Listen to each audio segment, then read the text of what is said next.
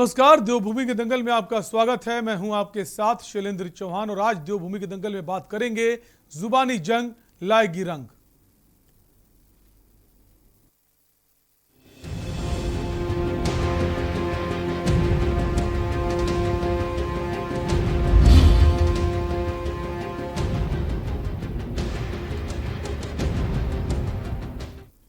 उत्तराखंड में चुनाव नजदीक आते ही राज्य में जुबानी जंग तेज हो गई है। दरअसल कैबिनेट मंत्री यशपाल आर्य के बीजेपी छोड़ कांग्रेस में शामिल होने पर कैबिनेट मंत्री अरविंद पांडे ने कांग्रेस पर तंज कसते हुए कहा कि कांग्रेस भ्रष्टाचारी, देशद्रोही और पापियों का एक प्लेटफॉर्म है।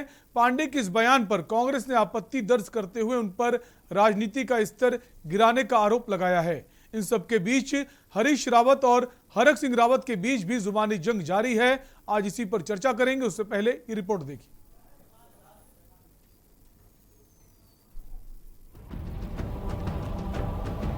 उत्तराखंड में चुनाव नजदीक आते ही राज्य में नेताओं के बीच जुबानी जंग तेज हो गई है। दरअसल यशपाल आर्य के कांग्रेस में शामिल होने के बाद कांग्रेस में बागियों के आने की उम्मीद जग गई है, जिस पर पूर्व मुख्यमंत्री हरीश रावत ने बागियों को महापापी बताते हुए उनसे कांग्रेस में आने के लिए माफी मांगने की शर्त रखी है। ये संसद का जिसको महापाप कहा था अटल बिहारी वाजपेयी ने, वो महापाप है। ऐसे महापापी यदि कांग्रेस में आना चाह रहे हैं तो पहले अपने पाप को स्वीकार तो करें। जो कुछ हुआ सदन के पटल पर और पैसे से हुआ, तो ऐसे लोग कम से कम एक बार खेद तो प्रकट करें, मैं रास्ते में नहीं आऊंगा। लेकिन ऐसे व्यक्ति यदि कांग्रेस के अंदर प्रवेश कर रहे हैं तो फिर मुझ जैसे व्यक्ति के लिए बहुत कठिन। मैं ईमानदारी से बताऊं, मैंने पहले भी कहा, मैं अपनी पार्टी के सारे नेताओं से कह चुका हूं, मैं बहुत ज़्यादा इच्छुक नहीं हूं एमएलए चुनाव लड़ने के लिए। बिल्कुल भी मैं मन से नहीं हूं, मैं आपको बताऊं, इसलिए कि बहुत मैं सोचता हूं कि 6 बार एमएलए रहना उत्तर प्रदेश से लेकर उत्तराखंड में और इतनी बार मिनिस्टर रहना, लेकिन कई बार क्या होता है कि फिर आप लोग कल कहोगे, मैं माना कल चुनाव लड़ना पड़ा और फिर आप कहोगे देखो हरक सिंह की तो धारी माँ की कसम बेकार चलेगी। कई बार आदमी संकल्प लेता है और कई बार आदमी अपना मन होता है, लेकिन कई बार परिस्थितियां ऐसी होती हैं कि मन की नहीं होती। हरदा और हरक के बीच जुबानी जंग के बाद कैबिनेट मंत्री अरविंद पांडे के बयान पर बवाल छिड़ गया है। दरअसल मंत्री यशपाल आर्य के बीजेपी छोड़ कांग्रेस में शामिल होने पर कैबिनेट मंत्री अरविंद पांडे ने कांग्रेस पर तंज कसते हुए ये कहा कि कांग्रेस भ्रष्टाचारी, देशद्रोही और पापियों का एक प्लेटफॉर्म है। कांग्रेस का साथ देना देशद्रोह के समान है। अरविंद पांडे के इस बयान पर कांग्रेस वरिष्ठ नेता हीरा सिंह बिष्ट ने आपत्ति दर्ज करते हुए उन पर राजनीति का स्तर गिराने का आरोप लगाया है। कि सूप तो बोले बोले छलनियों को नहीं बोलना चाहिए।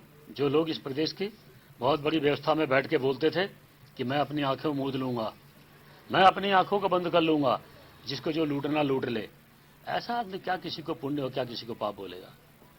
और मैं कह सकता हूं कि आज की जो कांग्रेस है, पूरी कांग्रेस ये भ्रष्टाचारी, देशद्रोही और पापियों का एक प्लेटफॉर्म है। हमारे राजनीति का स्तर गिर रहा, जिस तरह से शिक्षा मंत्री जी ने बयान दिया, ये कोई उचित नहीं है। जो बड़े पद पर उसको बड़े दिमाग से बड़ी विचारधारा रखनी चाहिए। छोटी मोटी बात, आलोचना भी राजनीति में होती है, लेकिन समालोचना करनी चाहिए, उसको संयमित भाषा का प्रयोग करना चाहिए, उचित नहीं है।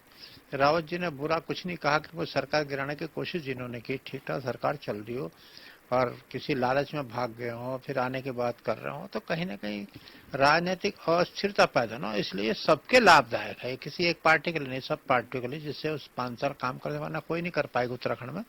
अगर भागेंगे, छोड़ेंगे तो अस्थिर रहेगा, लोग उन्हीं को घेरने, दबाव बनाने की राजनीति लोग करेंगे।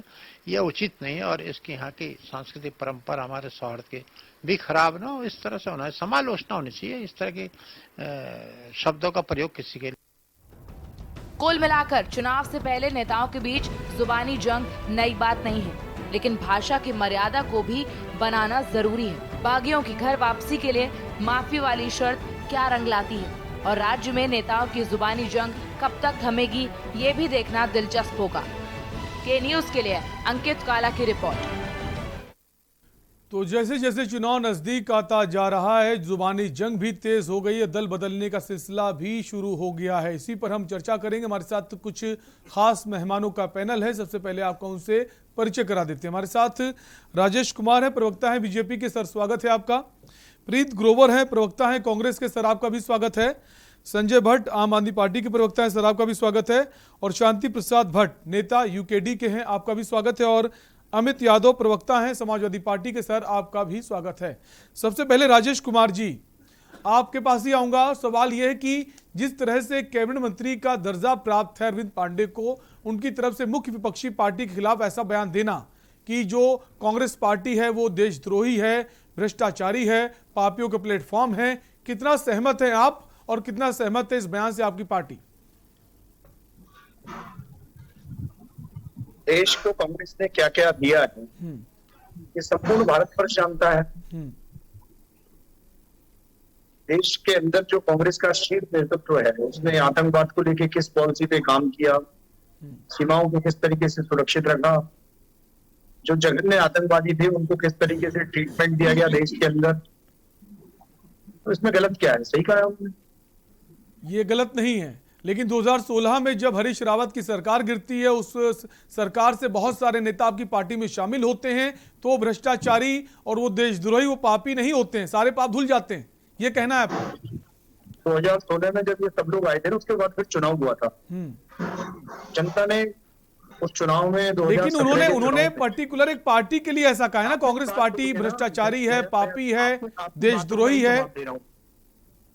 भ्रष्टाचार तो चरम पे रहा है। बताओ आप किसी पूरी पार्टी को इस तरह से संबोधित नहीं कर सकते। आप एक सत्ता में बैठे हैं, बड़ी पार्टी का प्रतिनिधित्व कर रहे हैं, क्या ये शोभा देता है मुख्य विपक्षी पार्टी को, समूची पार्टी को ऐसा कहना? क्योंकि जनप्रतिनिधि उसमें भी हैं, उनको भी जनता चुन के भेजती है सदन में।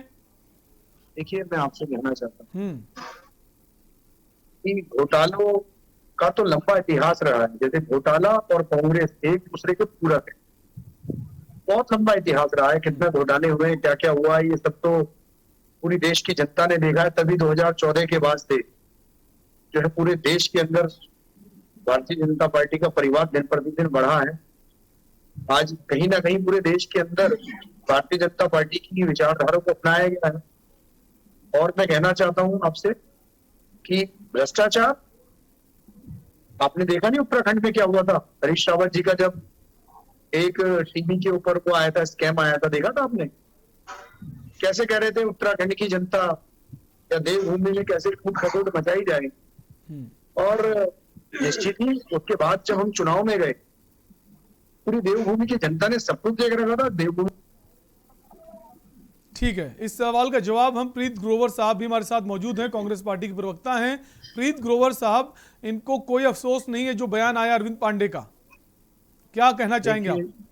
मैं तो ये कहना चाहूंगा, अरविंद पांडे जी हमेशा ही विवादित बयान देते रहते हैं। उनकी पृष्ठभूमि राजनीति में रही है, वो हमेशा विवाद से घिरे रहते हैं। और उनका ये कहना कि पापी हैं, तो जो लोग हमारे कांग्रेस छोड़ के बीजेपी में गए हैं वह क्या गंगा नहा लिए? बीजेपी में जाने के बाद क्या वह लोग शुद्ध हो गए? इस तरह की बयानबाजी करके ये राजनीति का स्तर गिराने का काम अरविंद पांडे जी द्वारा किया जा रहा है। मैं कहना चाहूंगा, जो विधायक कांग्रेस उस टाइम हरीश रावत जी की गवर्नमेंट को गिराने के लिए भाजपा के साथ काला कृत्य उन्होंने किया और लोकतंत्र को एक तरह से खत्म करने का काम प्रदेश के अंदर भाजपा द्वारा किया गया था, उस टाइम जो लोग हमारे कांग्रेस के थे वह भी तो कांग्रेस, क्या भाजपा में जाने के बाद आदमी शुद्ध हो जाता है या गंगा जी से स्नान करवा देते हैं और उसके बाद वो उसके सारे पाप खत्म हो जाते हैं? बिल्कुल, सवाल यही है कि क्या दूसरी पार्टी में जब नेता शामिल हो जाता है तो वो उसके पाप और उसकी जो भी उसने किया है वो सब ठीक हो जाता है, उनके पाप धुल जाते हैं। हमारे साथ संजय भट्ट जी भी हैं। संजय भट्ट जी, किस तरह से देखते हैं और कितना ठीक मानते हैं इस तरह की बयानबाजी को आप? देखिए, अरविंद पांडे जी ने कहीं ना कहीं थोड़ी तो सच्चाई बोली है, उन्होंने एक तरफा सच्चाई बोली है। उन्हें बोलना चाहिए था भारतीय जनता पार्टी और कांग्रेस दोनों में पाप, अब जाके बयान बिल्कुल साफ हो जाए। से घोटाले की बात तो भारतीय जनता पार्टी की है तो या कांग्रेस की है, तो कांग्रेस ने लगातार घोटाले किए, इसमें कोई दो राय नहीं। आपका घोटाला विजय गोरा जी, या दूसरे घोटाले हों, NH-74 घोटाला, माननीय यशपाल आर्य की, तो ये सब लोग घोटालेबाज थे और ये भारतीय जनता पार्टी में जाते ही दूध से धुले हो गए। तो घोटालेबाज तो भारतीय जनता पार्टी कांग्रेस दोनों में है। और आपने हरक सिंह रावत जी का बयान तो सुना ही होगा कि बीज घोटाले में वीरेंद्र सिंह रावत जी को उन्होंने हरीश रावत जी से बचवाया था। तो भारतीय जनता पार्टी और कांग्रेस का तो काम ही यही है कि घोटाले करो फिर एक दूसरे को बचाओ। असल में भारतीय जनता पार्टी और कांग्रेस में कोई फर्क नहीं है, दोनों ही पापी हैं।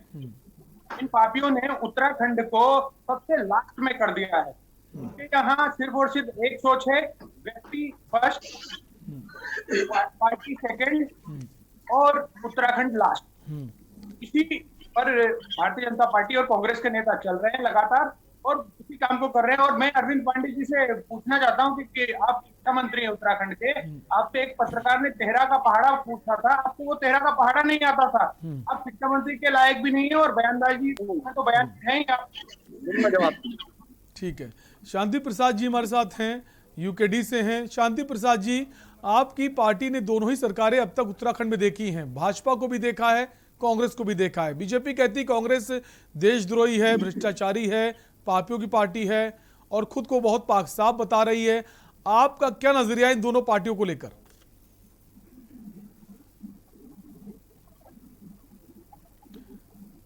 शांति प्रसाद जी, हम चाहेंगे आप अपने फोन को एक बार अनम्यूट कर दें ताकि आपकी आवाज हम तक पहुंच पाए। देखिए, जहां चुनाव के दौर में बुनियादी सवालों पे दोनों राष्ट्रीय पार्टियों को एक दूसरे से को घेरना चाहिए था, इससे इतर भारतीय जनता पार्टी के शिक्षा मंत्री अरविंद पांडे जी ये कह रहे हैं कि जो भारतीय जनता पार्टी छोड़कर गए हैं, इन्होंने देशद्रोह का जैसा काम किया है। और मैं इन्हीं के बयान को आगे बढ़ाते हुए कहता हूं कि जितने कांग्रेस के भारतीय जनता पार्टी में गए हैं, इसका मतलब भारतीय जनता पार्टी भी देशद्रोहियों की पार्टी है? नहीं, उनका कहना है उनकी पार्टी में जो जाता है वो देशभक्त हो जाता है, वो देशद्रोही नहीं रहता। हाँ, मैं इसी बात को कह रहा हूं कि इनके यहाँ आए तो देशभक्त, इनके काले कारनामों से त्रस्त होकर यदि छोड़कर जाए तो वो देशद्रोही। ये एक बार चल सकता है, 2 बार चल सकता है, बार बार इस तरह के बयान भारतीय जनता पार्टी की राजनीतिक सोच को जनता के बीच में लेकर आ रहे हैं। हमारा ये कहना है, देखिए, यशपाल आर्य जी कांग्रेस में गए, वो कांग्रेस पृष्ठभूमि के थे और उनको वहां जाना ही था। भारतीय जनता पार्टी ने उनको डराया, NH घोटाले में, छात्रवृत्ति घोटाले में उनको धमका धमका कर जो है उनको भाजपा में शामिल कर दिया। वो 5 साल फिर दबा के लूट खाए देश को, राज्य को।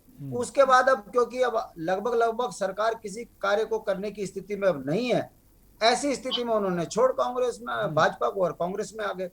सवाल सबसे बड़ा ये खड़ा होता है कि जिन्होंने लोकतंत्र को कलंकित करते हुए सरकार गिराई कांग्रेस की, उन्हीं व्यक्तियों को यदि कांग्रेस अपने पाले में ले रही है तो समझने की बात यह है कि अब कांग्रेस को पंजाब की राजनीति समझ में आ रही है कि उत्तराखंड में इनका अस्तित्व खत्म हो गया है।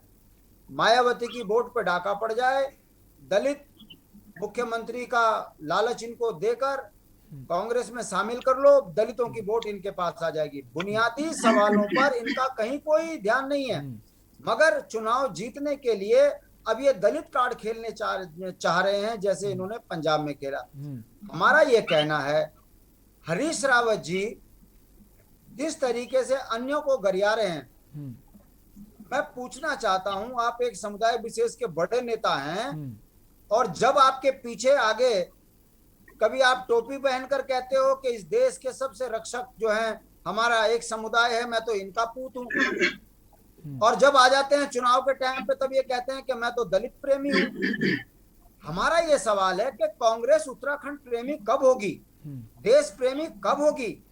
ऐसे ही भारतीय जनता पार्टी दूसरे के कुनबे में डाका डालकर कब तक आरएसएस को दरकिनार कर सनातन धर्म को कलंकित करती रहेगी, आरएसएस के नागपुर को कलंकित करती रहेगी? क्या भारतीय जनता पार्टी को केवल सत्ता ही प्यारी है, या सत्ता के लिए ये सब वो काम करने लग जाएंगे लोकतंत्र में जो लोकतंत्र को कलंकित करता है?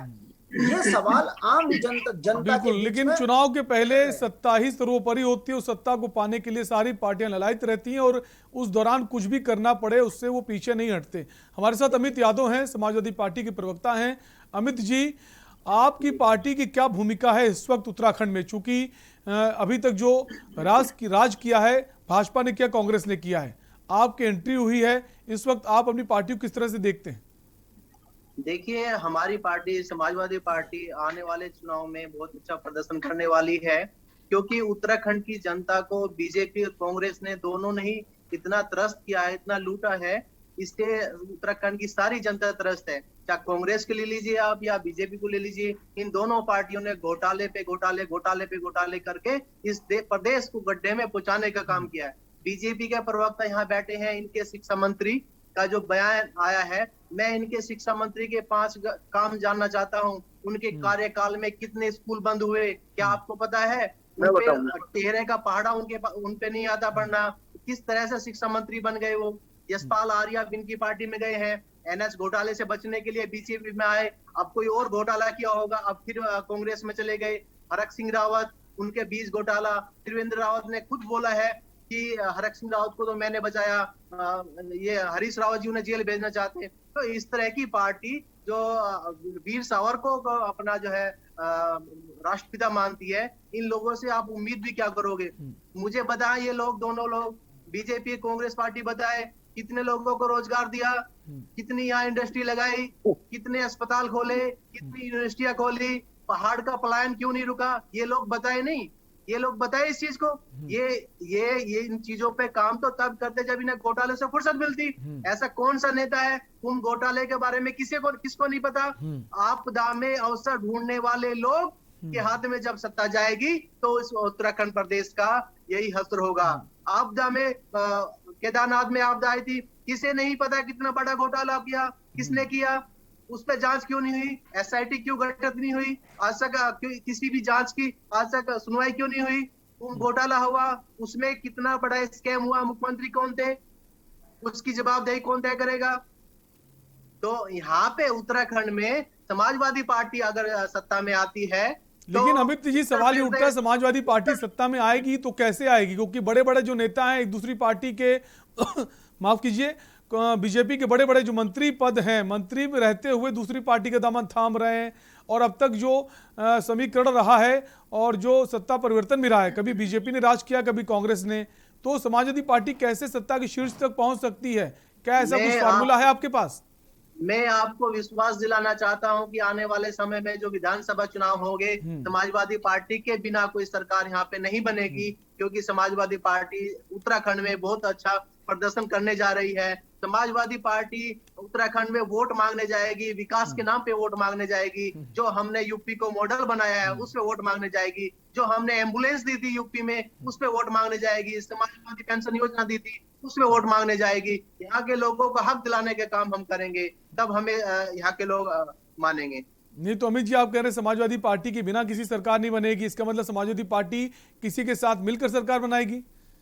समाजवादी पार्टी को मैं आपसे ये बोल रहा हूँ कि समाजवादी पार्टी के बिना किसी की सरकार नहीं बनेगी। बीजेपी से जो समाजवादी पार्टी की समाजवादी विचारधारा के लोग हैं, उनसे हमारा गठबंधन हो सकता है। गठबंधन की जो भी राष्ट्रीय अध्यक्ष जी का निर्णय होगा उस पे उसी के हिसाब से काम करेंगे। देखिए, उत्तराखंड की जनता को जब विकास चाहिए, रोजगार चाहिए, अस्पताल चाहिए, स्कूल चाहिए, आपने ये सब दिए नहीं। उत्तराखंड का जो युवक है दूसरे प्रदेशों में देश भर में कहाँ भटक रहा है, इन लोगों को शर्म आनी चाहिए कि आपके प्रदेश के युवा दूसरे प्रदेशों में जाके नौकरी करनी पड़ रही है। आपने यहाँ क्या डेवलप किया? टूरिज्म के लिए आपने क्या किया? टूरिस्ट पैलेस उत्तराखंड है, बिजली उत्पादक उत्तराखंड प्रदेश है, क्यों बिजली यहाँ महंगी आज? इस चीज को बताइए। गंगा का पानी इतना मिनरल वाटर क्यों प्लांट नहीं लगाया आपने? क्यों और मिनी सिडकुल आपने स्थापित नहीं किए? समाजवादी पार्टी लेकिन अब जैसे आपने बिजली के लिए कहा, तो बिजली के लिए से कई पार्टियां ये बोलने लगी कि हमारी सरकार आएगी तो बिजली मुफ्त में देंगे। आम आदमी पार्टी ने शुरू किया, उसके बाद कांग्रेस की तरफ से बयान आता है, फिर बीजेपी की तरफ से बयान आ जाता है। संजय भट्ट काफी देर से कुछ कहना चाह रहे हैं। संजय भट्ट जी, अपनी बात कहिए। ये बताइए, बिजली मुफ्त में देने से क्या उत्तराखंड का विकास होगा? ठीक है अमित जी, आएंगे आपके पास, रोजगार का मिलेगा, आएंगे आपके पास। संजय भट्ट जी, आप काफी देर से कुछ कहना चाह रहे हैं, अपनी बात कह सकते हैं। देखिए, जहां तक समाजवादी पार्टी के नेताजी अखिलेश यादव जी कह रहे हैं कि उनकी सरकार बनेगी, उनको लोग वोट देंगे, उत्तराखंड में ये विकास करेंगे, उत्तराखंड में लोग इन्हें भगा देंगे अगर ये वोट मांगने जाएंगे। रामपुर तिराहा कांड कोई उत्तराखंडी भूला नहीं है। समाजवादी पार्टी सोच समझ के उत्तराखंड में आए। आज तक एक भी विधानसभा सीट समाजवादी पार्टी को नहीं मिली, क्योंकि इनके जब सरकार थी यूपी में और रामपुर तिराहा में हमारे लोग उत्तराखंडी शहीद हुए, माताओं बहनों के साथ निर्लज्जता की गई, वो सब समाजवादी पार्टी द्वारा किया गया। और संजय जी, आप तो आंदोलन से जुड़े रहे हैं, आप जरा मुझे ये बताइए कि कौशिक समिति का गठन किसने किया? कौशिक समिति का गठन किसने किया, पता है आपको? साथ में हमारे आंदोलनकारियों की हत्या के भी दोषी हैं ये लोग। रामपुर तिराहे कांड की आप बात कर रहे हैं कि आपको पता है कि वो कौशिक समिति का गठन किसने किया? माननीय नेता जी ने कौशिक समिति का गठन किया। चुनाव होने से पहले हमने वादा किया था उत्तराखंड को अलग राज्य का दर्जा देंगे, उत्तराखंड को अलग राज्य बनाने का दर्जा देंगे। और मुख्यमंत्री माननीय मुलायम सिंह यादव जी के मुख्यमंत्री बनने के बाद 1 साल के अंदर हमने विधानसभा में प्रस्ताव पास करके सेंटर को भेज दिया। मिलेगी, कौन देगा दोषियों को सजा? ठीक है, लेकिन अमित जी, आपको कहीं ना कहीं अमित जी ये नहीं लगता कि आप लोग काफी समय से सक्रिय रहे हैं और मौजूदगी का एहसास कराते रहे, लेकिन वोटों में वो चीजें तब्दील नहीं हो पाई। लेकिन आम आदमी पार्टी ने पहली बार जिस तरह से तैयारी की है, लगातार दिल्ली के जो सीएम है अरविंद केजरीवाल वो दौरा कर रहे हैं, और जो ये रोजगार गारंटी का जो चला रहे हैं रजिस्ट्रेशन वाला, उसमें भी काफी युवा जो हैं इस वक्त आम आदमी पार्टी से जुड़ रहे हैं। तो आपको नहीं लगता आम आदमी पार्टी ज्यादा सशक्त नजर आ रही है इस वक्त उत्तराखंड राजनीति में? किसकी रोजगार गारंटी? किस चीज की रोजगार गारंटी? रोजगार कैसे पैदा करेंगे ये? दिल्ली में क्या रोजगार दिया युवाओं को, बताओ। संजय जी बताएंगे। संजय जी बताइए। रोजगार गारंटी संजय जी बताइए। देवभूमि की जनता को पागल बनाने का काम कर रहे हैं। रोजगार गारंटी ये कुछ होता है क्या? ये हल्ला ही करते रहेंगे तो जवाब नहीं मिलता। सवाल किया तो जवाब सुन लीजिए ना अमित जी। जी संजय जी बताइए, जवाब दीजिए, कैसे रोजगार देंगे युवाओं को? युवा तो काफी संख्या में आपके साथ जुड़ रहे हैं, रजिस्ट्रेशन करा रहे हैं। पहले दिल्ली में अमित भाई की बजाओ थोड़ी देर। पहले भाई साहब आप बताओ, सुन लीजिए, सवाल किया तो जवाब तो सुन लीजिए। हाँ बताइए।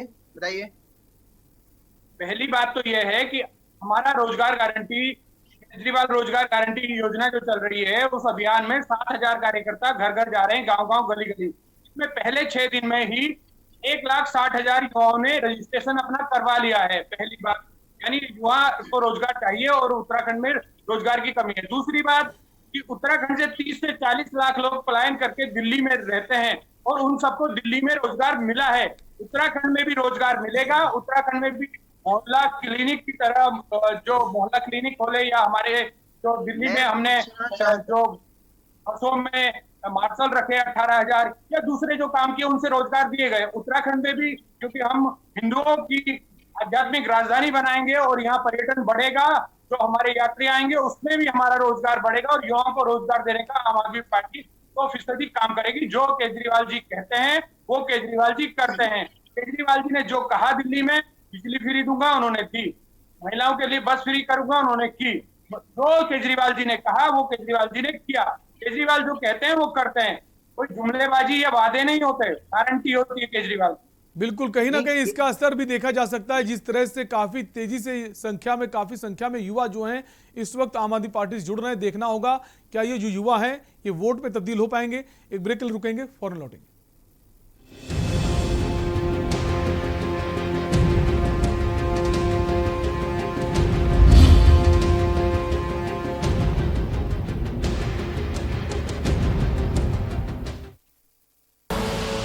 आप देख रहे हैं के न्यूज, खबरों का सारथी।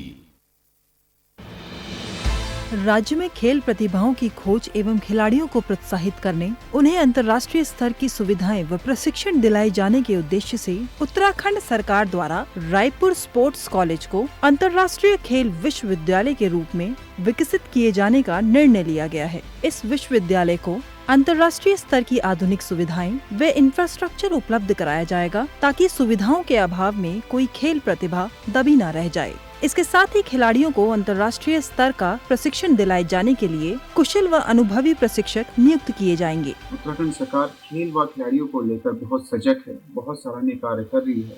मैं हमारे मुख्यमंत्री श्री पुष्कर सिंह धामी जी का बहुत बहुत आभार व धन्यवाद प्रकट करता हूँ। मुख्यमंत्री श्री पुष्कर सिंह धामी के नेतृत्व वाली उत्तराखंड सरकार द्वारा राष्ट्रीय व अंतर्राष्ट्रीय खेलों में उत्कृष्ट प्रदर्शन करने वाले खिलाड़ियों को सम्मानित किए जाने के लिए पुरस्कार दिए जाने का प्रावधान भी किया गया है। पदक विजेता खिलाड़ियों को रोजगार के लिए पलायन न करना पड़े, उन्हें सरकारी नौकरी प्रदान किए जाने के लिए जरूरी प्रावधान किए जा रहे हैं। धामी सरकार उत्तराखंड राज्य में शिक्षा के साथ साथ खेलों व खिलाड़ियों को प्रोत्साहित करने के लिए दृढ़ संकल्पित है। वह दिन दूर नहीं जब राज्य के खिलाड़ी अंतर्राष्ट्रीय स्तर पर राज्य का नाम रोशन करेंगे। खेलों का आयोजन अब औपचारिकता नहीं, महापर्व होगा। उत्तराखंड के खिलाड़ियों पर कल पूरे भारत को गर्व होगा। जुबान के लिए उड़ चला गैरों की ज़मीं पर, खुशबू अपने पन की ढूंढता। दूर कितना भी जा, इस जुबान से दूर ना जा पाओगे। विमल, बोलो जुबान केसरी। आप देख रहे हैं के न्यूज़, खबरों का सारथी।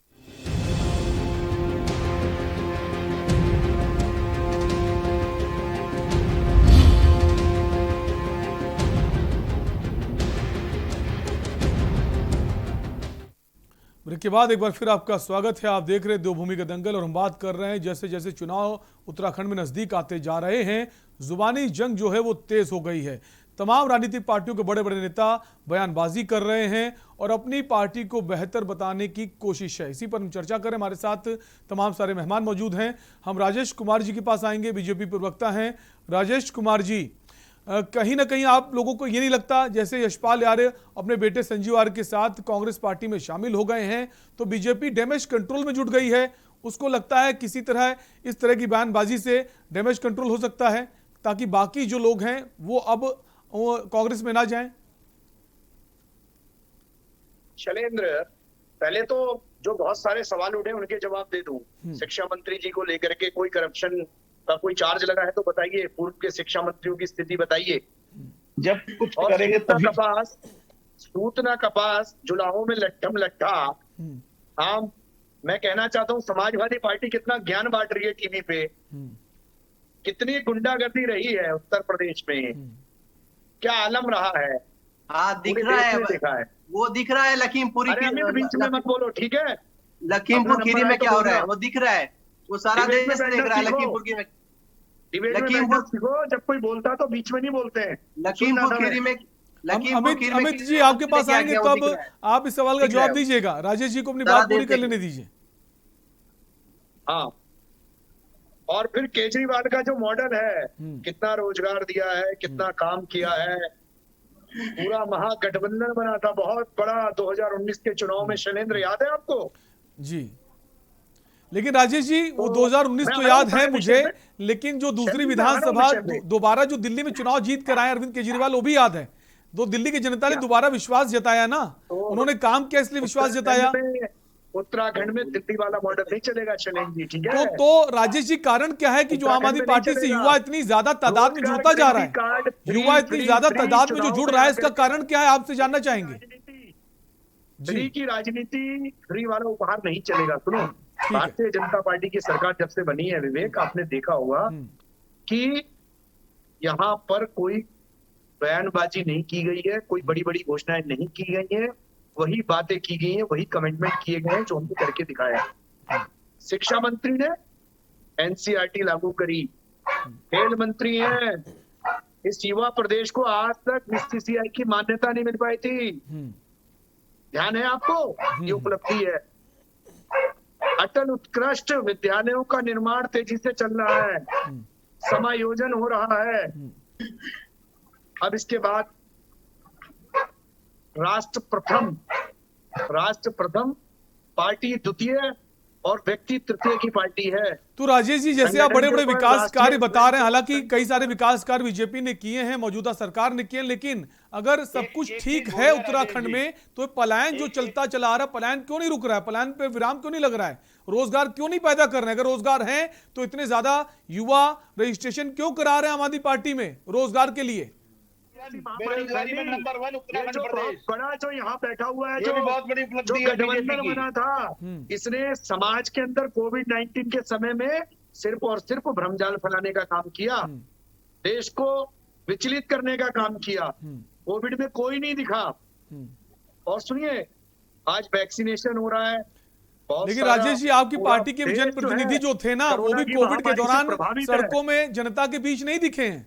सिर्फ जनता ने जो बीमार था, जो तकलीफ में था, सिर्फ वही हॉस्पिटल में मौजूद था अपने परिवार के साथ। उनके पास कोई विधायक, सांसद नहीं था, ना आपकी पार्टी का था, ना कांग्रेस किसी पार्टी का नहीं था।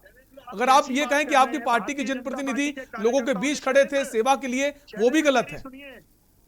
मेरी सुनिए आप, मैं आपसे कहना चाहता हूं, भारतीय जनता पार्टी के कितने कार्यकर्ताओं ने कोविड में सेवा और समर्पण अभियान चलाया, और ना जाने कितने हमारे MP, MLA, मिनिस्टर्स जो है कोरोना की भेंट चल गए। कांग्रेस और अन्य दलों ने एसी के कमरे में बैठ करके सिर्फ और सिर्फ कोरी बयानबाजी की है। निकालिए ना RTI के तहत, और कितनी बढ़िया व्यवस्था जो हॉस्पिटल में रहे। ठीक है, जवाब ले लेते हैं। प्रीत ग्रोवर जी हैं हमारे साथ। प्रीत ग्रोवर जी, राजेश कुमार जी का कहना है कि जिस वक्त कोरोना चल रहा था, चरम पर था, लोगों की जानें जा रही थी, लोगों को इलाज नहीं मिल रहा था, सिर्फ और सिर्फ भारतीय जनता पार्टी के जनप्रतिनिधि थे और उन्होंने अपनी जानें भी गंवाई हैं। कांग्रेस पार्टी और बाकी पार्टियां एसी कमरों में बैठी हुई थी, क्या कहेंगे? अभी राजेश जी उपलब्धियां गिनवा रहे थे, इनकी कुछ उपलब्धियां छूट गई, मैं उन्हें पूरा करना चाहूंगा। पहले तो 3 मुख्यमंत्री इस छोटे से प्रदेश में देने का काम भारतीय जनता पार्टी ने किया है। इस प्रदेश में बेरोजगार, पूरे देश में इस प्रदेश को बेरोजगारी में नंबर 1 पे लाने का काम भारतीय जनता पार्टी के राज्य में हुआ है। ये भूल गए भाजपा वाले, ये इनकी सबसे बड़ी उपलब्धियां हैं जो ये गिनवाते नहीं है, क्योंकि जनता के सामने आने का समय आ गया है। 2022 नजदीक है, जनता को सब पता है किसने क्या किया है कोरोना काल में। और भाजपा वाले कहना चाहूंगा कि उन्हीं के कार्यकाल में लोग भटकते रहे हैं, जहां उन्हें बेड नहीं मिला मरीजों को हॉस्पिटल्स में, लेकिन प्रीत ग्रोवर जी, राजेश कुमार जी तो कह रहे हैं कि इनके जनप्रतिनिधि सड़कों पर थे, सेवा भाव में जुटे थे, लोगों की सेवाएं कर रहे थे, और आप लोग ऐसे कमरों में बैठे थे। कितनी सच्चाई है इस बात में? कितनी सच्चाई है इस बात में? 2022 में इसका निर्णय जनता की उसमें अदालत में हो जाएगा, हमें दूर नहीं है। जनता ने सब देख लिया है किसने क्या किया है, हमें अपने मुंह से कुछ कहने की जरूरत नहीं है। मैंने बताया ना आपको, जनता तरस रही थी अस्पतालों में बेड के लिए, जनता तरस रही थी ऑक्सीजन के लिए। ये भाजपा की सरकार थी और किसी की सरकार नहीं थी जब कोरोना काल उत्तराखंड में चल रहा था। प्रीत जी, आपके पार्टी के लोग उस वक्त कहां थे? ये भी सवाल बनता है, अगर वो लोग नहीं मौजूद थे तो आप लोग कहां थे? क्योंकि अब चुनावी सीजन है, बड़े बड़े नेता जमीन पर उतर रहे हैं, लोगों के बीच जा रहे हैं, लेकिन कोरोना काल में सब घर में बैठे हुए थे, कोई निकलने की जहमत नहीं उठा रहा था। हमारे कांग्रेस का एक एक कार्यकर्ता, एक एक पदाधिकारी कोरोना काल में मरीजों की सेवा में लगा हुआ था। प्रदेश संगठन से लेके नीचे ग्रामीण स्तर तक का कार्यकर्ता, पदाधिकारी, ब्लॉक का, नगर का, सभी जितने भी हमारे पार्टी के पदाधिकारी कार्यकर्ता है, सब कोरोना काल में मरीजों की सेवा में लगे हुए थे। अलग अलग हम लोगों ने ड्यूटियां लगा रखी थी, किसी की हॉस्पिटल में ड्यूटी थी, किसी की ऑक्सीजन के उसमें उपलब्ध करवाने में ड्यूटी थी, किसी की भोजन की व्यवस्था करवाने में ड्यूटी थी। अलग अलग सबको काम दिए हुए थे, सब अपनी अपनी ड्यूटी पे तैनात थे। तो राजेश जी, आपने सुना प्रीत ग्रोवर जी का तो ये कहना है कि कांग्रेस पार्टी के सभी लोग हर जगह तैनात थे। शैलेंद्र जी, आपने भी देखा होगा कहाँ दिखे ये लोग, केवल और प्रीत जी, बड़ा आसान है ऐसे बोल देना। और सुनिए, 3 मुख्यमंत्री बदले मगर विकास के काम में कोई बाधा नहीं आई। और आपको क्या जरूरत पड़ गई?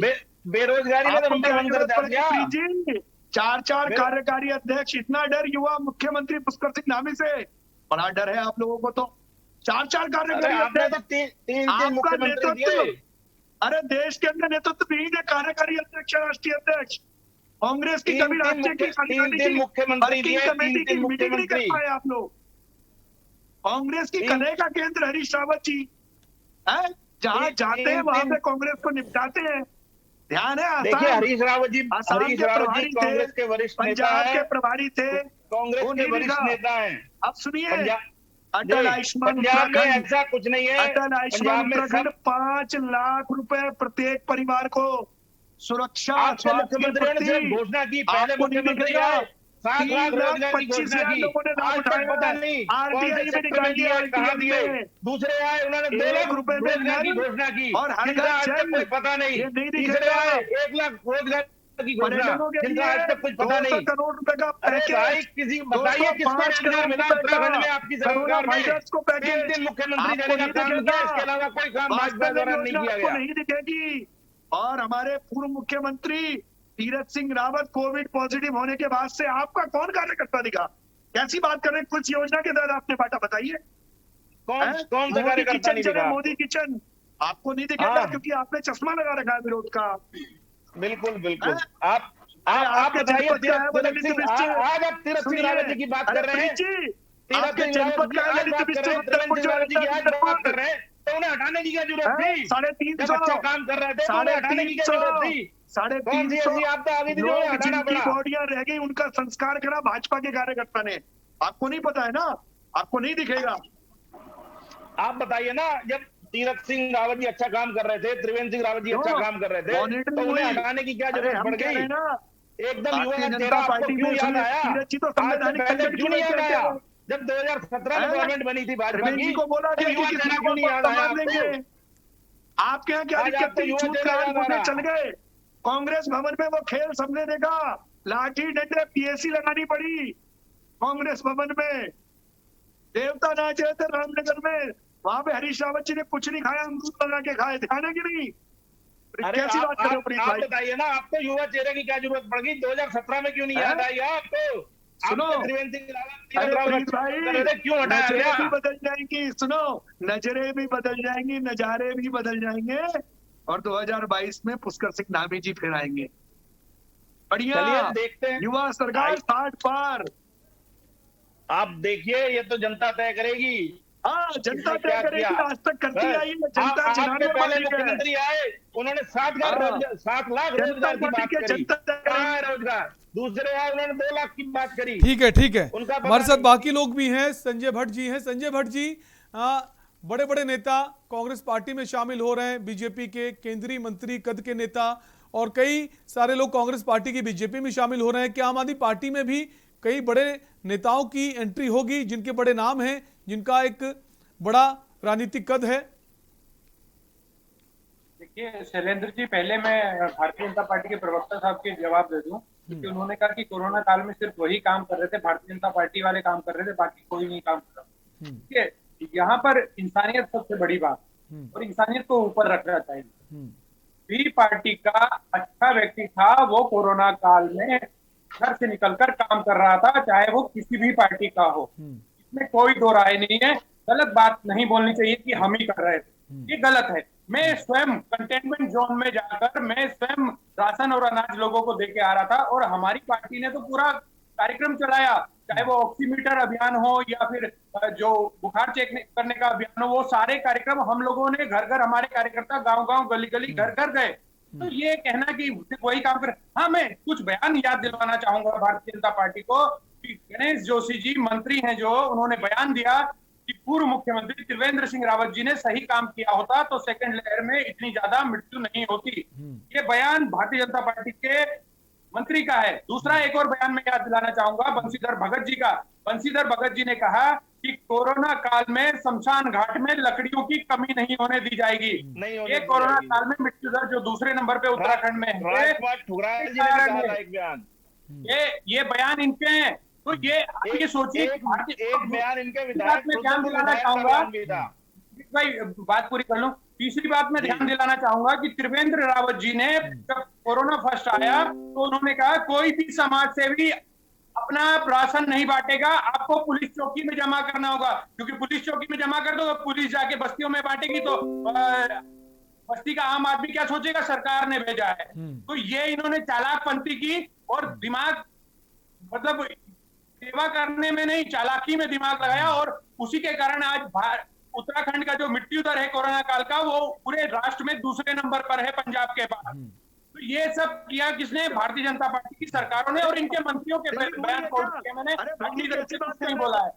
तीसरी बात जो आपने सवाल किया कि भारतीय जनता पार्टी के कांग्रेस में जा रहे हैं कैबिनेट मंत्री, और कांग्रेस के जो विधायक या पूर्व मंत्री थे वो भाजपा में जा रहे हैं, तो भैया जो जिनके ऊपर दाग हैं चोरी के, भ्रष्टाचारी के, उनको भाजपा और कांग्रेस ग्रहण कर सकती है। हमें ऐसे लोगों से तौबा है। ऐसे ही लोग अगर आम आदमी पार्टी में भी आ जाएंगे तो उत्तराखंड का नवनिर्माण कैसे होगा? हमें उत्तराखंड का नवनिर्माण करना है और ऐसे लोगों को हमें जरूरत नहीं है जिन पे भ्रष्टाचार के दाग हैं। भाजपा कहती तो है कांग्रेस ने बहुत भ्रष्टाचार किया 5 साल में। अरे भैया जेल कितने भेजे तुमने? जेल नहीं भेजेंगे। कितने भेजे? जेल नहीं भेजेंगे। एक भी कोई जांच जो उन्होंने पूरी करवाई भ्रष्टाचार के हो। लिए आए थे, क्या हुआ? शीला दीक्षित का खेल दिखा रहे थे। भैया कहने के लिए है पुलिस ना अमित शाह जी के पास है, उन्हें बोलो।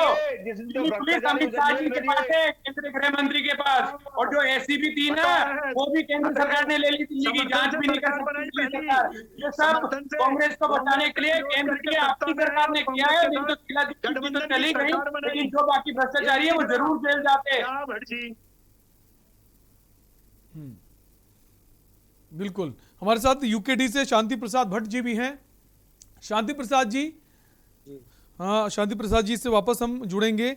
अमित भी बने हुए हमारे साथ, अमित यादव समाजवादी पार्टी से। अमित, जिस तरह से बड़े बड़े नेताओं का एक दूसरी पार्टी में जाना जो सिलसिला है चल रहा है, चाहे वो कांग्रेस हो चाहे वो बीजेपी हो, समाजवादी पार्टी की क्या भूमिका है, कितनी सशक्त हो पाई है? काफी समय आपने भी गुजारा है उत्तराखंड में। देखिए, समाजवादी पार्टी ने जमीन पे काम किया है, लोगों से जुड़कर काम किया है। और जो समाजवादी पार्टी में भी कई लोगों की बात चल रही है, हो सकता है आज जल्दी आपको कुछ देखने को मिले। और हमारे राष्ट्रीय अध्यक्ष जी अक्टूबर में प्रोग्राम उनका लगे है, देहरादून में राष्ट्रीय अध्यक्ष जी आ रहे हैं और अपने हम मॉडल को उत्तराखंड में रखेंगे। देखिए, ये जो रामपुर तहखंड की बात कर रहे हैं भाई साहब, समाजवादी पार्टी ने कोशिक समिति का गठन करके उत्तराखंड को अलग राज्य बनाने का काम किया। ठीक है, उसके बाद जो रामपुर तहकांड की बात करें, बीजेपी ने के षड्यंत्र के तहत समाजवादी पार्टी को गिराने के लिए बीजेपी के नेताओं ने ये षड्यंत्र रचा। उस टाइम के जो तत्कालीन डीएम थे अनंत कुमार राजनाथ जी के बहुत करीबी थे, उन्होंने इस सारे घटनाक्रमों को अंजाम दिया। अगर समाजवादी पार्टी कहीं भी इसमें इन्वॉल्व होती, इन लोगों की सरकारें रही है, समाजवादी पार्टी के किसी एक भी कार्यकर्ता का नाम चार्जशीट में नहीं है। अब हवा में आप बोलने लगो कि समाजवादी पार्टी ने अंजाम दिया। समाजवादी पार्टी, अगर समाजवादी पार्टी की पूरे प्रकरण में इन्वॉल्व है तो किसी चार्जशीट में नाम नहीं है, माननीय नेताजी का कहीं भी नाम नहीं है, फिर क्यों हमें बदनाम किया जा रहा है? तो अब ये तो जनता सब जाग गई है, जनता सब देख रही है। जब इनसे कोई विकास मांगता है, जब इनसे कोई रोजगार मांगता है, जब इनसे अस्पताल की बात होती है, तो ये रामपुर तहकांड पे चले जाते हैं, राम मंदिर पे चले जाते हैं, अयोध्या में चले जाते हैं। तो इनका यही काम है। ये सावरकर को मानने वाले लोग ये नहीं मानेंगे। ये इनका विकास है, कहीं से कहीं तक कोई भी लेना देना नहीं है। ठीक है राजेश जी, अब जो खबरें ये आ रही हैं कि यशपाल आर्य के कांग्रेस में शामिल होने के बाद अब बहुत सारे जो बागी नेता थे जो बीजेपी में इस वक्त बड़े बड़े ओहदे पे, बड़े बड़े कद पर बैठे हुए हैं, उनकी भी वापसी कांग्रेस में हो सकती है। किस तरह से इस वक्त बीजेपी के लिए संकट की स्थिति बनी हुई है? शैलेंद्र, पहले मैं अमित जी की बात का जवाब दे दूं। ठीक है अमित जी, नेताजी की वजह से उत्तराखंड का निर्माण हुआ, ये तो आपने बिल्कुल एक नया ज्ञान दिया हमको। अटल बिहारी वाजपेयी जी ने बनाया उत्तराखंड को, अटल बिहारी वाजपेयी जी ने। कोशिक समिति का गठन किसने किया? ठीक है, ठीक है, नहीं आपकी जानता है आप किस स्थिति में ज्ञान को मैं दुरुस्त कर दूं। क्या है विधानसभा में प्रस्ताव पास करके सेंट्रल ऑफिस में भेजा कर रहे हैं तो बहुत बढ़िया है, कोई दिक्कत नहीं है। विधानसभा में कोशिक समिति मैं कहना चाह रहा था यशपाल जी को लेकर के, अमित आपका नंबर आएगा तो बोलिएगा, आप बोल लेते, मैं बीच में नहीं बोल। नहीं, एक छोटी सी बात मैं आपको बता दूं, विधानसभा में प्रस्ताव पास करके सेंट्रल गवर्नमेंट को किसने भेजा? अगर माननीय नेताजी हमारे बेगना उत्तराखंड जो आंदोलनकारी थे उनको मारने का काम किया, आज भी हमारे घाव नहीं भरे हैं भाई साहब। जाइए वोट मांगने के लिए अमित भाई, जाते हैं भाई साहब। हमारा तो क्रांति रथ चल रहा है, क्रांति रथ चल रहा है। पिथौरागढ़, चमोली, सब जगह सब जगह हम जा रहे हैं। समाजवादी पार्टी के लोग भाई साहब, लोग हमें ये बोल रहे हैं कि गलत हाथों में सत्ता चली गई, हमने क्यों उत्तराखंड बनाने के लिए आंदोलन किया? हमें उत्तराखंड अलग बनाना ही नहीं था, इन लोगों के हाथ में हमें लूट लिया। ठीक है अमित जी, आएंगे वापस आपके पास।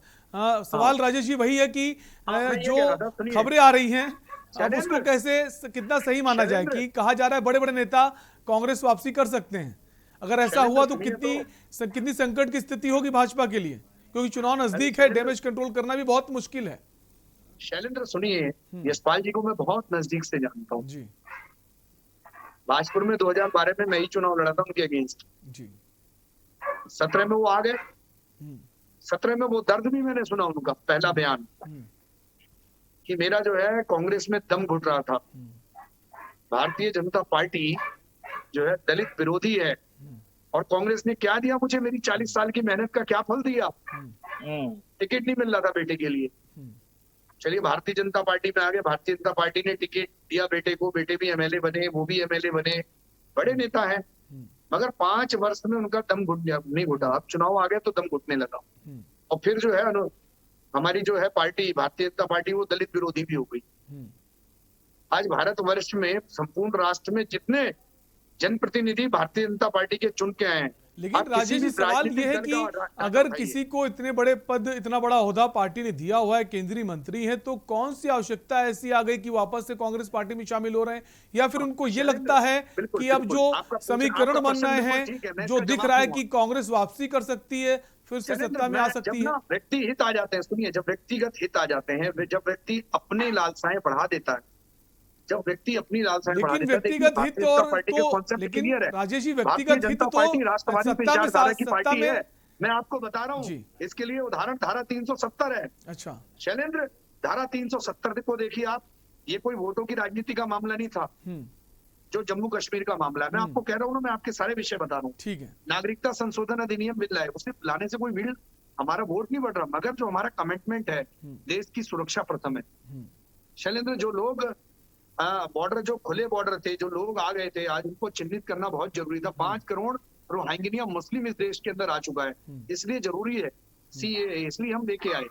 हमारे कोई वोट नहीं बढ़ा, हमने धारा 370 के लिए कमिटमेंट किया था। कितना जो था आतंकवाद फैला हुआ था, आज देखिए कितना स्टॉप है, हमारे कितने सैनिक पहले मारे जाते थे, हमने बहुत लगाम लगाई है इस बात से, आप भी इनकार नहीं कर सकते। हमने सीमाओं को सुरक्षित करने का काम किया है। ठीक है, लेकिन सवाल राजेश कुमार जी यही ना कि जो व्यक्तिगत लालसाएं बढ़ जाती हैं, लेकिन राजेश कुमार जी लालसाएं जो होती हैं वो तो सत्ता में ही पूरी हो सकती हैं, जिसकी सत्ता है, सत्ता आपकी है, फिर उनकी ऐसी कौन सी लालसा थी जो पूरी नहीं हो पा रही थी? मैं कह रहा हूँ ना जी, जो लालसाएं थी वो पूरी नहीं हो पाई, तभी उन्होंने जो है यहाँ से मन बनाया, क्योंकि हम समाज उनको ये लगता है कि अब लालसा जो है कांग्रेस पार्टी में पूरी हो सकती है। लालसा क्या है? लगता है कांग्रेस अब जल्द वापसी करने वाली है, जो ऐसा है कि कांग्रेस अब सत्ता में आने वाली है, इसीलिए वो उस पार्टी में चले गए। शैलेंद्र, हरीश रावत जी का जो एक बयान था वो काम कर गया, समझिए ना। आप इतने हमारे वरिष्ठ एंकर हैं, आपको तो सब पता है, आप भी ऐसे कर रहे हैं। वो जो पंजाब वाला जो प्रकरण था, चन्नी साहब वाला, जो उन्होंने कहा कि दलित मुख्यमंत्री बनाना हमारा लक्ष्य है, और फिर जो है अगले दिन सुबह उन्होंने क्या कहा कि चेहरा तो सिद्धि होंगे, और मेरी उत्तराखंड में भी लालसा है। शैलेंद्र जी, ठीक है, उत्तराखंड के हरीश रावत जी ऐसे बड़े नेता हैं, इतने बड़े जो वृक्ष हैं, वट वृक्ष हैं, कि उनके नीचे ना कोई भी पेड़ नहीं उग सकता, कोई वनस्पति नहीं उग सकती। ठीक है, अब उनको लालसा दिया गया है। प्रीत ग्रोवर जी, अब वापसी तो हुई है यशपाल यार की, लेकिन उसमें भी कई खेमेबाजी भी शुरू हो गई है। अब उनका कहना, हरीश रावत जी का, जो भी अगर बड़ा नेता आता है तो पहले उसको सार्वजनिक रूप से माफी मांगनी होगी, और दूसरी तरफ अगर प्रीतम सिंह की बात करें जो नेता प्रतिपक्ष हैं, उनका ये कहना है कि हाईकमान तय करेगा कौन वापसी करता है, कौन वापसी नहीं करता है। तो कहीं ना कहीं वापसी तो हो रही, अच्छी बात है कांग्रेस पार्टी के लिए, लेकिन पार्टी के भीतर खेमेबाजी भी शुरू हो गई है। इसको कैसे देखते हैं? कहीं ना कहीं पार्टी को इससे नुकसान नहीं पहुंचेगा? देखिए, जब लोकतंत्र को खतरे में इन विधायकों द्वारा डाला गया था, जो लोग बीजेपी में गए, उनमें यशपाल आर्य जी नहीं शामिल थे। यशपाल आर्य जी बाद में गए, वो किसी और कारण से गए, किन कारणों से गए वो बाद में गए भाजपा में, और भाजपा में जाने के बाद वह लोग परेशान थे वहां, तो इसलिए आज सबसे पहल करके सबसे बाद में गए, और सबसे पहल करके यशपाल आर्य जी ने अपनी घर वापसी करी है। हम उनका स्वागत करते हैं, और उनके आने से जो नुकसान भाजपा को नजर आ रहा है, ये उसी का नतीजा है कि वो लोग परेशान हैं और ऐसी बयानबाजी भाजपा वाले कर रहे हैं। हमारे प्रदेश में जो एससी का मतदाता है, जो SC परसेंटेज है, उनमें यशपाल आर्य जी बड़ा चेहरा है। दलित और पिछड़ों के लिए बहुत बड़ा लेकिन चेहरा है प्रीत यशपाल ग्रोवर आर्य जी, पार्टी में ही कुछ लोग यशपाल आर्य का विरोध भी कर रहे हैं दबे सुर में। और हम ये नहीं कहते हरीश रावत की जो बयान जो उनका आया कि सार्वजनिक रूप से माफी मांगे वो यशपाल आर्य के लिए था, ऐसा नहीं कह रहे हैं। लेकिन हरीश रावत जी का बयान स्पष्ट है, जिन लोगों से लोकतंत्र को खतरा हुआ, जिन्होंने सरकार गिराने का काम किया, वो लोग सार्वजनिक रूप से माफी मांगे। यशपाल आर्य जी बाद में गए हैं। ठीक है, यशपाल आर्य जी को लेकर बयान नहीं था, लेकिन बयान तो उनका ये था ना। और वापसी भी होनी, जो सूत्रों के हवाले से खबर है कि कई बड़े नेता वापसी कर सकते हैं। जो पहले गए थे लेकिन प्रीतम सिंह जी का जो बयान आता है कि हाई कमान तय करेगा, सोनिया गांधी तय करेंगी, राहुल गांधी तय करेंगे किनकी वापसी होती है, तो कहीं ना कहीं पार्टी के दो बड़े दिग्गज प्रीतम सिंह, हरीश रावत, चुनाव नजदीक है और अलग अलग बयानबाजी कहीं ना कहीं पार्टी को नुकसान पहुंचा सकती है। देखिए, हमारी पार्टी में कहीं कोई गुटबाजी नहीं है, कोई कुछ नहीं है, सभी एक मंच पे हैं और 2022 का चुनाव सब मिलकर लड़ेंगे और माननीय हरीश रावत जी के नेतृत्व में चुनाव लड़ा जाएगा। और जो भी आगे का चेहरा होगा, जो भी होगा, वो माननीय हमारा हाईकमान तय करेगा। हमारे प्रदेश में 2022 में पूर्ण बहुमत से कांग्रेस की सरकार बनने जा रही है। राजेश कुमार जी, प्रीत ग्रोवर जी का ये कहना है कि इनकी पार्टी में कोई गुटबाजी नहीं है, कोई खेमेबाजी नहीं, कितना सहमत है इस तर्क से? शैलेश जी, ये तो जग जाहिर है, देवभूमि की जनता ने देखा है। मतलब कांग्रेस की जो ये यात्रा थी वो कलह यात्रा थी, ये किसी से छिपा नहीं है। और मैं कहना चाहता हूँ, देखिए प्रीत जी, यशपाल आर्य जी बहुत बड़ा चेहरा है अनुसूचित जाति समाज का, जिन्होंने समय समय पे अनुसूचित जाति समाज को ठगने का काम किया है। 2014 के बाद से जब से नरेंद्र मोदी जी आए हैं, तब से परिभाषा बदल चुकी है, ठीक है। और जो ठेकेदारी थी ना समाज की, वो 2022 में पता लगेगा। उन्होंने ऐसा कुछ नहीं किया। नौकरी में, सरकारी नौकरी में जो आंख बंद करके साइन किया उनके द्वारा, वो चमोली से लेकर के पिथौरागढ़, उत्तरकाशी, सब लोगों ने देखा है। अनुसूचित जाति समाज ने जो उन्होंने काम किया था। शैलेश जी, ध्यान है आपको जी, चुप क्यों थे? आपने आवाज क्यों नहीं उठाई?